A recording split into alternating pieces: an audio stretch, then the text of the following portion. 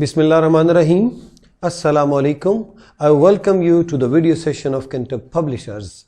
Before going into the topic, let's first make sure that you are having the book of General Science grade 5 in your hand, and along with that the summer pack as well.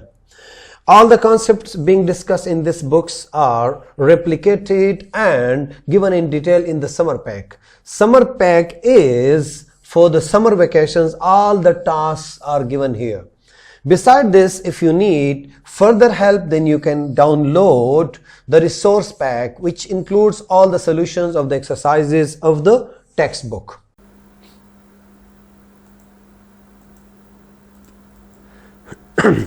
Dear students, you have studied about gravitational force, right? आज एक बहुत interesting topic हम पढ़ेंगे और वो topic है mass and weight. In general routine these two terms are used interchangeably. ये दोनों एक ही तरह इस्तेमाल होते हैं.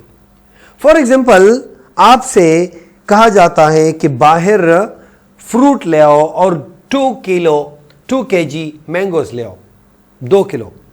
तो आप मुझे बता सकते हो कि ये 2 किलो जो तुम लाते हो ये मास है या ये वेट है? प्यारे बच्चों, नॉर्मली हमें ये लगता है कि ये क्या है, ये वेट है. हम कहते हैं ना इसका वेट कितना है, इसका वजन कितना है. लेकिन ये आम जबान में तो ठीक है, लेकिन साइंस की जबान में ये क्या है प्यारे बच्चों, ये गलत है. यानी अगर आप किसी चीज के अंदर उसका क्वांटिटी देखते हैं, 4 आम जो होते हैं 5 आम डाल दिए, तो किसी भी मैटर, मैंने आपको पढ़ाया था, किसी भी बॉडी में द क्वांटिटी ऑफ मैटर, अगर आपसे कोई पूछे कि मास क्या है, तो ये बहुत आसान डेफिनेशन है, क्वांटिटी ऑफ मैटर, यानी किसी भी चीज के अंदर कितनी क्वांटिटी है. और वेट क्या है, द फोर्स. ये कौन सा फोर्स है, फोर्स विद विच, जिसकी मदद से अर्थ क्या करता है, अट्रैक्ट करता है बॉडीज, यानी जिन चीजों को जमीन अपनी तरफ खींचती है, इसको क्या कहते हैं, इसको वेट कहते हैं. और ये बेसिकली फोर्स है. ये क्या है, ये फोर्स है. और मास क्या है, ये क्वांटिटी है. Right, okay. अभी मैं 1-2 एग्जांपल और देता हूं जिससे मुझे यकीन है कि आपका कॉन्सेप्ट बिल्कुल क्लियर हो जाएगा. तुम लोगों ने ये तराजू, ये बैलेंस देखा हुआ है.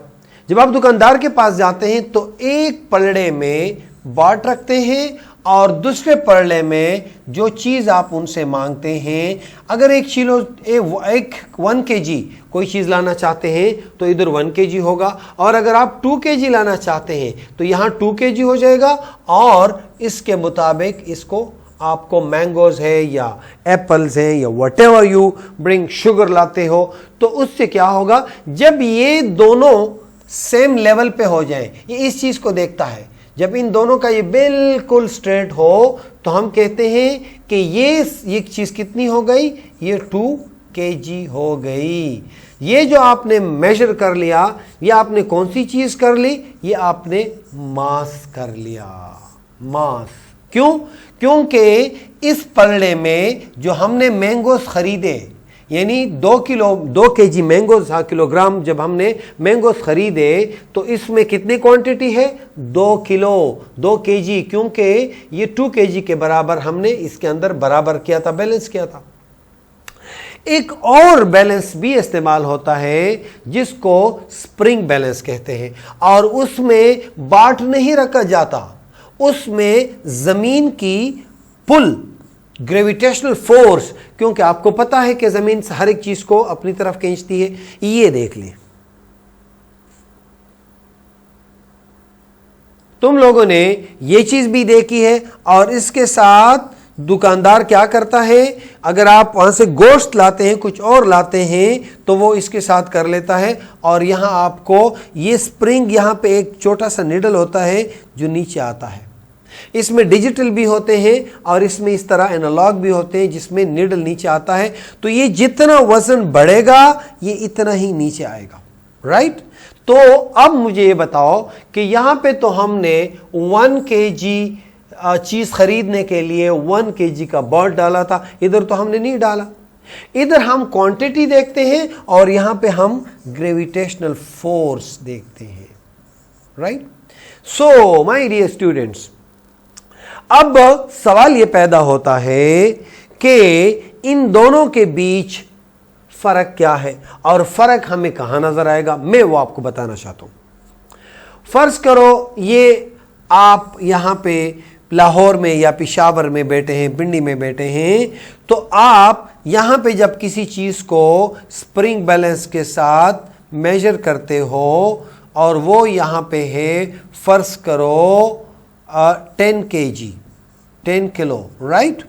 जब ये 10 kg है और आपने इसको स्प्रिंग बैलेंस के साथ कर लिया, जब इसी चीज को आप मरी लेके जाओगे, मरी हिल्स, जब आप जमीन से दूर चले जाओगे, जिस तरह मैंने आपको कहा था कि जितना जमीन के सेंटर से दूर होते जाओगे तो ये जो फोर्स होगी ये कम होती होगी। तो यहां पे अगर आप स्प्रिंग बैलेंस पे किसी चीज को मेजर करोगे तो जो यहां 10 किलो था यहां पे ये क्या हो जाएगा, ये 9.5 kg हो जाएगा। यानी ये आधा किलो कम क्यों हो गया, क्योंकि ऊपर फोर्स कम हो गई। तो प्यारे बच्चों, अगर हम यहां पे वेट करेंगे तो वेट क्या होगा, वेट कम हो सकता है, जबकि मास जो है उसका भी मैं एग्जांपल देता हूं आपको। अगर हम जमीन से दूर भी ले जाएं और हम 2 पलड़े में रखें, यहां पे 1 kg बॉट और यहां पे 1 kg मैंगो या वटेवर हमने रखा, या 10 kg इधर रखा, 10 kg इधर रखा, तो ये दोनों बराबर होंगे। क्यों? क्योंकि जमीन पे अट्रैक्शन इस चीज के ऊपर भी उतनी है और इसके ऊपर भी इतनी है। तो अगर आपसे कोई ये पूछे कि अगर जमीन पे स्प्रिंग बैलेंस में वजन जो है, नॉर्मली वजन की का यूनिट केजी नहीं है प्यारे बच्चों, वो न्यूटन है, लेकिन अक्सर हम चूंकि इस्तेमाल करते हैं तो इसलिए आपको कंफ्यूजन से बचने की कोशिश करें।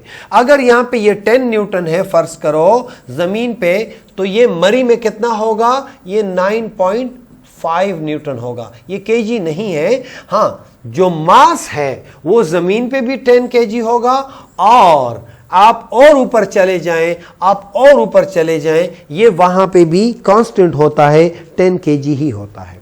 जबकि वेट जो होता है जमीन पे ज्यादा होगा, जितना आप दूर जाएंगे वो कम होता जाएगा।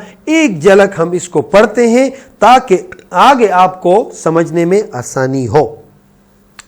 Mass is the amount of matter contained in a body.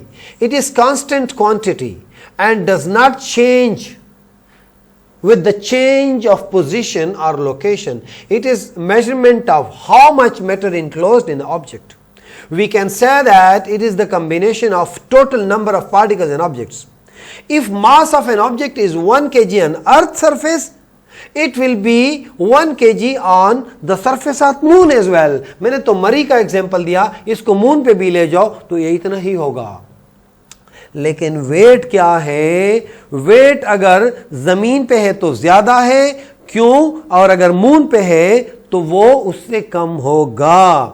Weight is the gravitational force on earth on an object. This means weight depends upon the mass of an object because gravity or gravitational force depends on mass. Mass पे तो depend करता है। Unlike mass, weight of the body is variable quantity and change with the change in position and location. Increasing the distance from earth, the weight of the object reduces. For example, the weight of 1 kg mass on earth surface is 9.8 Newton, while at the surface of moon it's about only 3.5 Newton. क्योंकि अर्थ ज्यादा खींचती है, ज्यादा जोर के साथ उसकी attraction ज्यादा है as compared to the attraction of moon. So dear students, decide क्या हो गया कि मास जो है वो कांस्टेंट है और उसका यूनिट क्या है, केजी है।